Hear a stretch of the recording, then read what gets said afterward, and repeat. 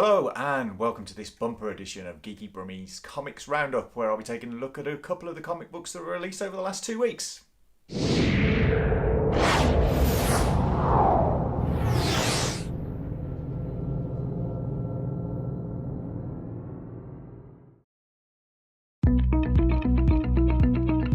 Of the comics released on the 29th of May 2019, my pick of the week was X-Men Grand Design, X-tinction #1 from Marvel by Ed Piskor.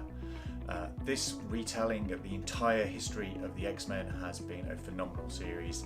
Ed's art is fantastic, his use of colour and the way the paper shows through to really highlight the whites in this series have been phenomenal. It's worked in all of the kind of retcons that have been done over the X-Men's history and is the definitive history of those fantastic characters. It's great. You should pick it up. The final issue of this series should be out soon. It's been a great read and you should really have a look. Also out that week was The Wildstorm #23 from DC by Warren Ellis and John Davis Hunt. This is the penultimate issue of this fantastic series, which I really think everybody should get on board. There are some phenomenal pages within this book, some absolutely stunning art. I'll be sorry to see this particular series finish, but it looks like Warren will be taking the Wildcats into the future, so it'll be interesting to see what he does with all of those characters in the next few months.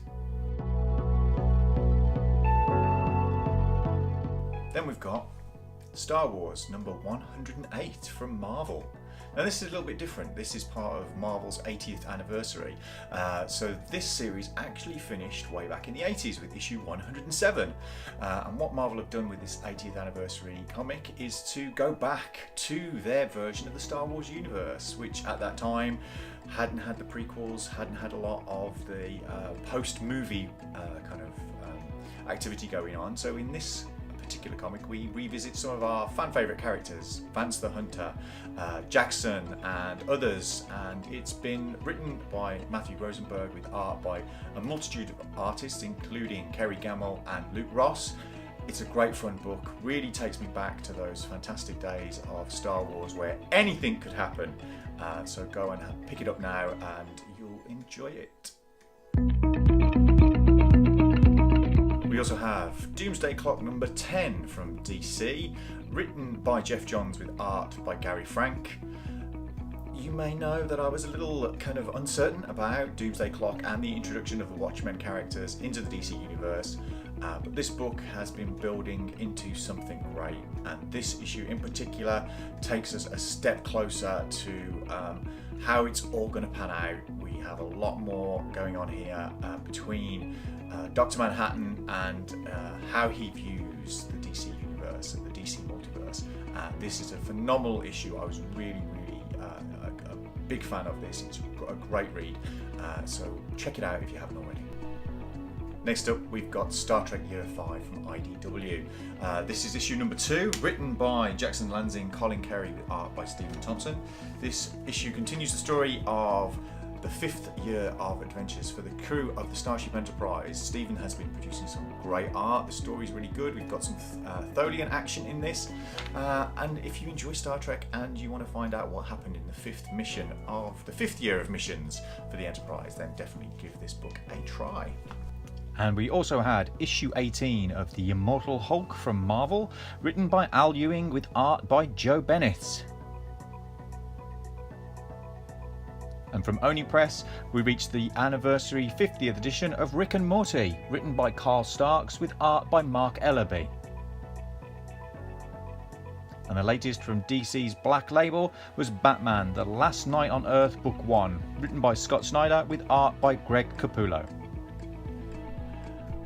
On a whim, I picked up Dog Days of Summer from DC. This is a special comic which features a lot of the DC animal heroes, including Batcow, Beast Boy, Animal Man, Killer Croc and more. It's written by multiple writers with artists to fit the stories. It's a great fun read, and if you enjoy some of those characters, Crypto's in there, it's well worth picking up. It's a big 80-page special, so go check it out now.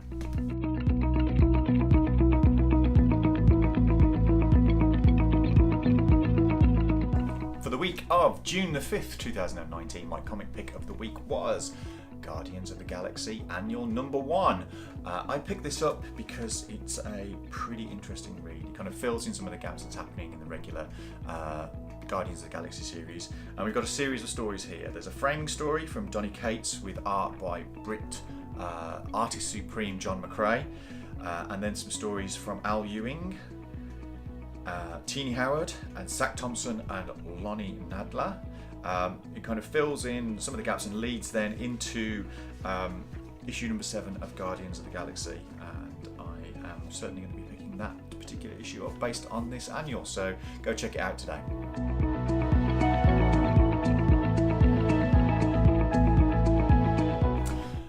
Another of the Marvel 80th anniversary comics that were released this year, we've got The Incredible Hulk Last Call from Marvel, obviously. This is written by Peter David with art by Dale Keown. This is two of the Hulk's greatest creators. Peter David wrote one of the most fantastic runs of Incredible Hulk comics I've ever read, and Dale did some fantastic art in that. So this is kind of throwing back to that time, as a lot of these 80th anniversary issues are. It's a real interesting read. If you kind of liked what was happening in the Hulk back in the day, this is a chance to catch up with what Peter David was doing with that character.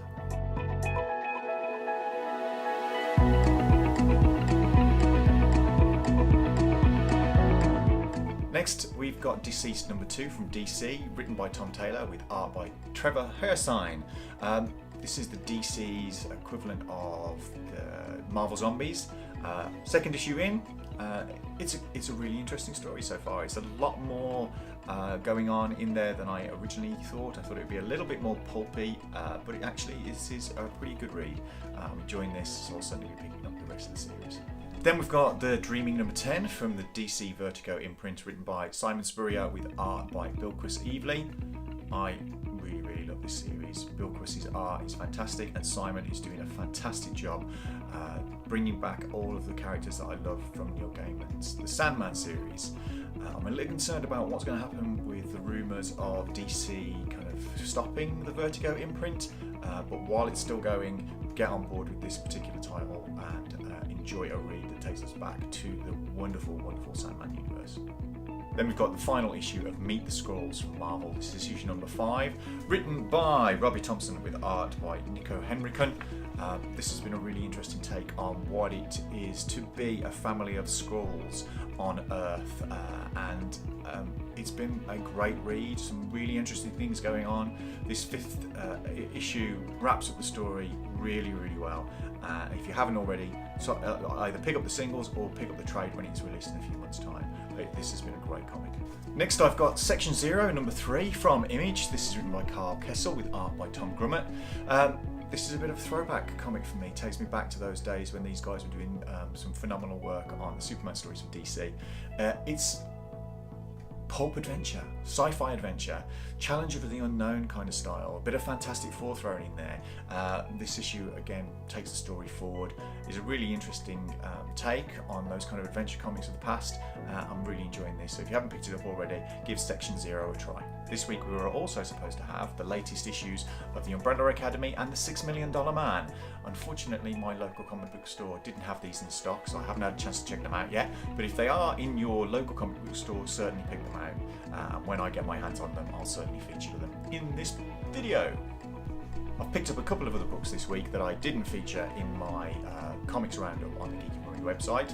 First of which was Uncanny X-Men number 19 from Marvel. This is written by Matthew Rosenberg, which you'll know I'm a fan of his writing. And this features art from Carlos Villa, Carlos Gomez and Bob Quinn.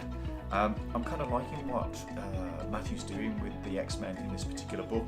I know things are all going to change when Jonathan Hickman takes over in a few months' time, but I'm enjoying this, and certainly worth giving it a try. I also picked up the 5th instalment of Jason Aaron and Russell Dauterman's War of the Realms. Good looking comic, really good, interesting story, and Captain Britain makes an appearance in this particular issue.